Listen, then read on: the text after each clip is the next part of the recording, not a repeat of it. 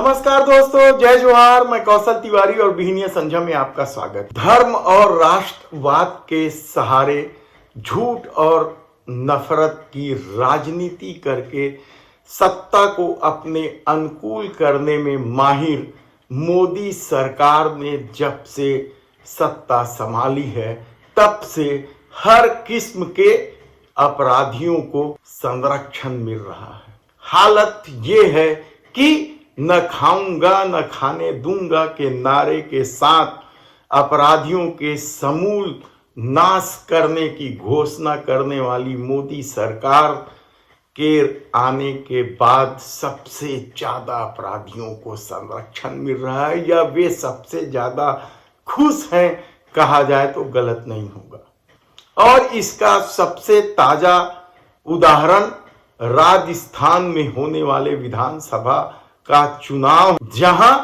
Bharatiya Janata party ने सबसे ज्यादा 61 उम्मीदवारों को टिकट दी है जो दागी हैं, अपराधी हैं। तो क्या इस दौर में सभी तरह के अपराध को भरपूर संरक्षण मिल रहा है? महिला पहलवानों के छाती पर हाथ धरने वालों से लेकर अमरमणि त्रिपाठी फेहरिस्त है। आर्थिक अपराधियों को देखेंगे तो इस दौर में सबसे ज्यादा आर्थिक अपराधी सामने आए हैं। इलेक्ट्रल बॉन्ड के जरिए किस तरीके से काले धन को खपाने की कोशिश हुई है। अडानी से लेके कितने ही नाम आप गिन सकते हैं जिन्हें भारतीय जनता पार्टी या मोदी सत्ता का जमकर संरक्षण मिला है। ऐसी परिस्थिति में राजस्थान में 200 सीटों में से 61 भारतीय जनता पार्टी के उम्मीदवार यदि अपराधी हैं तो यह खुलासा एडीआर ने किया है। एडीआर ने तो राजस्थान में भारतीय जनता पार्टी द्वारा दिए जा रहे अपराधियों की टिकट का खुलासा तो कर दिया है, लेकिन क्या किसी ने बताया कि विश्व की यह सबसे बड़ी पार्टी जो कर्नाटक में सत्ता में रही और पिछले बार जब चुनाव हुआ तो उसके 31 प्रत्याशियों की जमानत जब्त हो गई। 2 दर्जन से अधिक प्रत्याशियों की जमानत जब्त उस पार्टी की हो गई जो अपने को विश्व की सबसे बड़ी पार्टी बताती है और जो कर्नाटक में सत्ता में रही। तब सवाल कई सारे उठेंगे, लेकिन हम थोड़ी सी चर्चा कर ले। कल भारत वर्ल्ड कप हासिल करने से चूक गया और इसका दोष किसे दिया जा रहा है आप सोशल मीडिया में आसानी से देख सकते हैं कि किस तरीके से पनौती शब्द ट्रेंड होने लगा है। लेकिन आज हम बात करेंगे मध्य प्रदेश और छत्तीसगढ़ में जो 17 नवंबर को मतदान हुए हैं उनके रुझान का। मध्य प्रदेश में 35 दलित सीटों में क्या स्थिति है, उसके बाद हम आएंगे छत्तीसगढ़ के 10 सीटों पर। मध्य प्रदेश के जो दलित सीटें हैं 35, उनमें से कहा जा रहा है कि 25 सीटों पर कांग्रेस बेहद मजबूत स्थिति में है और इनमें से अधिकांश सीटें वह एक तरफा जीत रही है और बची सीटों में बहुजन समाज पार्टी या भारतीय जनता पार्टी या दूसरे राजनीतिक दलों के बीच लड़ाई है। कुछ एक जगह निर्दलीय भी लड़ रहे हैं। तब मध्य प्रदेश में दलित किस तरफ हैं यह आसानी से समझा जा सकता है। लेकिन छत्तीसगढ़ के 10 सीटों का क्या हाल है? छत्तीसगढ़ के 10 सीटों के बारे में हम थोड़ा सा बता दें कि जब राज्य बना तो इन 10 सीटों में से 2 सीटों के विधायक को अजीत जोगी मंत्रिमंडल में मंत्री बनाया गया था, जिसमें से एक धनेश पाटिला और बाद में फिर आरंग विधानसभा से वे विधायक जो भारतीय जनता पार्टी छोड़कर कांग्रेस में आए थे, गंगूराम बघेल को मंत्री बनाया गया था। इसके बाद सत्ता बदली और डॉक्टर रमन सिंह की सरकार आई, तब एकमात्र मंत्री बनाया गया था। कृष्णमूर्ति बांधी तब मंत्री बने, स्वास्थ्य मंत्री थे। इसके बाद रमन सिंह जब दोबारा सत्ता में आए तो उन्होंने दयालदास बघेल और पुन्नूलाल मोहिले को मंत्री बनाया था। और तीसरे कार्यकाल में रमन सिंह की सरकार ने तो दलित वोटों पर जबरदस्त सेंधमारी की थी।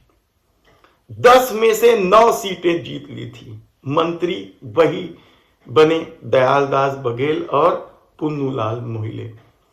उस 10 में से 9 सीट जीतने की अपनी कहानी थी और कहा जा रहा है कि सतनाम सेना ने जिस तरीके से हर दलित सीटों पर खूब वोट बटोरे थे उसका फायदा भारतीय जनता पार्टी को मिला था। और चर्चाएं ये रही कि सतनाम सेना को तब भारतीय जनता पार्टी ने खूब मदद की थी। इसके बाद फिर सत्ता एक बार बदली और भूपेश बघेल की सरकार आई। तब भी 2 लोगों को मंत्री बनाया गया, आरंग से जीत कर आने वाले डॉक्टर शिव डहरिया और अहिवारा से जीतकर आने वाले गुरु रुद्र कुमार। पिछले चुनाव में कांग्रेस ने 7 सीटें जीती थी, बहुजन समाज पार्टी ने और भारतीय जनता पार्टी केवल 1 सीट जीत पाई थी। हम आपको एक एक सीटों का रुझान आपको बताते रहेंगे। आरंग से शुरू करें। आरंग की बात हमने कल ही रायपुर ग्रामीण का जब समीक्षा किया था या उसके बारे में बात की थी तो बताया था कि वहां डॉक्टर शिव डहरिया बेहद मजबूत स्थिति में है। वे भूपेश सरकार के मंत्री रहे। इससे पहले वे पलारी और बिलाईगढ़ में भी विधायक रहे हैं। उनके मुकाबले में भारतीय जनता पार्टी ने गुरु खुशवंत सिंह को टिकट दी है। ये वही गुरु खुशवंत सिंह हैं जो गुरु बालदास के पुत्र हैं, जिन्होंने एक समय सतनाम सेना बनाया था। यहां से जोगी कांग्रेस ने डॉक्टर सोनवानी को टिकट दी है, लेकिन वे बहुत ज्यादा प्रभावशाली होंगे कहना मुश्किल है। इसके बाद आप आ जाइए सारंगगढ़। सारंगगढ़ में कांग्रेस ने अपने पूर्व विधायक उत्तरी जांगड़े को ही टिकट दिया और कहा जा रहा है कि वे बेहद मजबूत स्थिति में है। और इस बार भारतीय जनता पार्टी ने यहां से नया प्रयोग करते हुए गाड़ा समाज के शिव कुमारी चौहान को टिकट दी है। क्या यह प्रयोग सफल होगा कहना कठिन है, लेकिन कहा जा रहा है कि उत्तरी जांगड़े बेहद मजबूत स्थिति में है। मुंगेली में भारतीय जनता पार्टी ने अपने विधायक पुन्नूलाल मोहिले को ही टिकट दी है। पुन्नूलाल मोहिले सांसद भी रहे हैं, रमन सरकार में 2 बार मंत्री रहे हैं। उनके कार्यकाल में ही 36,000 करोड़ का नान घोटाला हुआ था, लेकिन उन पर दाग नहीं पड़ा। यहां पर कांग्रेस ने एकदम युवा चेहरा संजीव बनर्जी को टिकट दी है। इसके बाद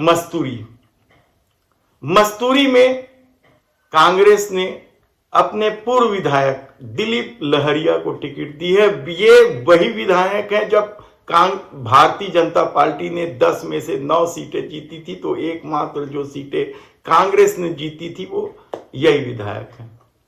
यहां से भारतीय जनता पार्टी ने पूर्व मंत्री डॉक्टर कृष्ण मूर्ति बांधी को टिकट दी है। लेकिन सबसे रोचक मुकाबला मस्तूरी में इसलिए है कि यहां से बसपा को छत्तीसगढ़ में खड़ा करने वाले दाऊराम रत्नाकर चुनाव लड़ रहे हैं।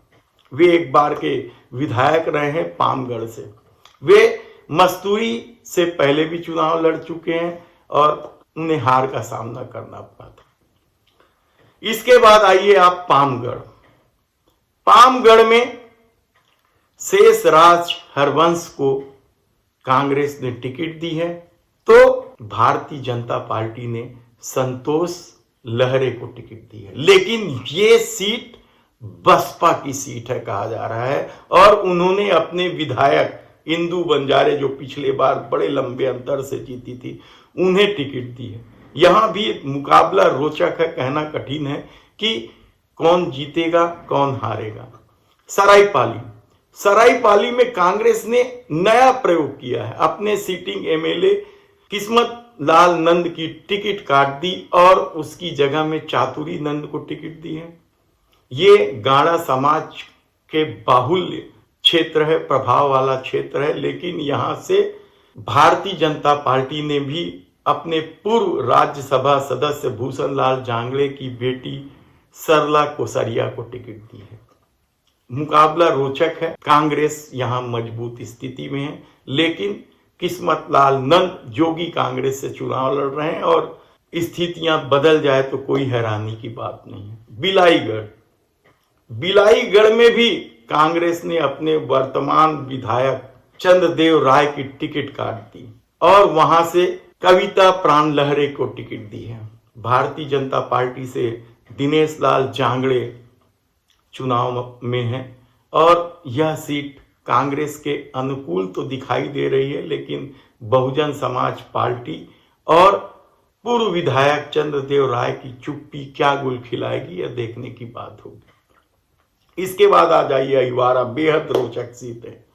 यहां से पिछली बार गुरु रुद्र कुमार जीते थे और वे एकमात्र ऐसे मंत्री हैं जिन्हें सीट बदलने की अनुमति दी गई और वे यहां से नहीं लड़े। उनकी जगह में निर्मल कोसरे को कांग्रेस ने टिकट दी है, जो भिलाई चरौदा के मेयर भी हैं, जबकि भाजपा ने जुम्मन लाल को यह टिकट दी। देखना है कि स्थिति क्या बनती। कहा जा रहा है कि चूंकि यह दुर्ग जिले की सीट है, मुख्यमंत्री भूपेश बघेल की सीट है, उनका प्रभावशाली क्षेत्र है, तो कांग्रेस मजबूत स्थिति में स्वाभाविक तौर पर यहां। नवागढ़ से पिछले बार कांग्रेस ने जीत दर्ज की थी, गुरुदयाल भी जीते थे, लेकिन उनकी टिकट काट दी गई। ये वही सीट है जो गुरु रुद्र कुमार अहिवारा छोड़कर आए हैं। बेहद ही संघर्षपूर्ण स्थिति में है। यहां से भारतीय जनता पार्टी ने अपने पूर्व विधायक मंत्री दयाल दास बघेल को टिकट दी है। बेहद मिलनसार सरल स्वभाव के हैं। तो दूसरी तरफ गुरु रुद्र कुमार सतनामी समाज के गुरु हैं, उनकी अच्छी पकड़ है। उनके पिता विजय गुरु जी भी अर्जुन सिंह के मंत्रिमंडल में मंत्री रहे, आरंग से जीते हैं। रुद्र कुमार गुरु भी आरंग से चुनाव जीत चुके हैं, अहिवारा से भी जीत चुके हैं। ये तीसरा सीट है उनका। डोंगरगढ़ बेहद ही महत्वपूर्ण सीट, जहां न तो सतनामी समाज की पकड़ है और न ही गाड़ा समाज की। ये नए ढंग का आरक्षित सीट है।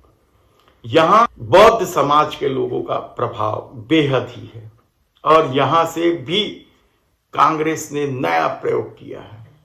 अपना विधायक जो पिछले बार जीते थे भुवनेश्वर बघेल, उनकी टिकट काट दी गई और कभी अर्जुन सिंह विद्याचरण शुक्ल के जमाने के बड़े नेता रहे टोमन लाल जी की सुपुत्री हर्षिता बघेल को टिकट दी। भारतीय जनता पार्टी ने यहां से अपने पूर्व विधायक विनोद खांडेकर को टिकट दिया। देखना है कि इन 10 सीटों में क्या स्थिति बनती है, लेकिन यदि आप देखें तो आप पाएंगे कि पिछले बार कांग्रेस ने 7 सीटें जीती थी, इस बार कमोबेश वे उतनी ही सीटों पे मजबूत। धन्यवाद।